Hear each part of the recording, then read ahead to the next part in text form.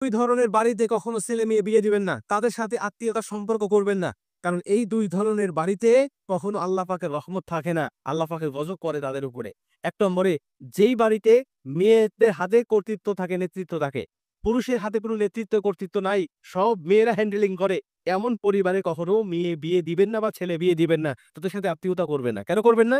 আল্লাহ পাক পরিষ্কার ভাবে বলেছেন কোরআনের মধ্যে, আর রেজালু কাওয়ামুনা আলা নিসা, আমি আল্লাহ পাক প্রত্যেকটা নারীকে পুরুষের অধীনে করে দিয়েছি, পুরুষের আজ্ঞাবহ করে দিয়েছি। প্রত্যেকটা নারী পুরুষের কথা অনুযায়ী চলবে দুনিয়ার জমিনে, এটাই আমি আল্লাহ পাকের রুলস।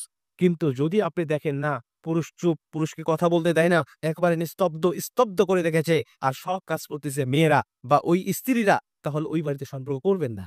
কারণ ওই মেয়ে যদি আপনার ঘরে আসে, তাহলে দেখবেন যে আপনার মুখটাও বন্ধ করে দিবে, আপনারও কোনো নেতৃত্ব কর্তৃত্ব থাকবে না।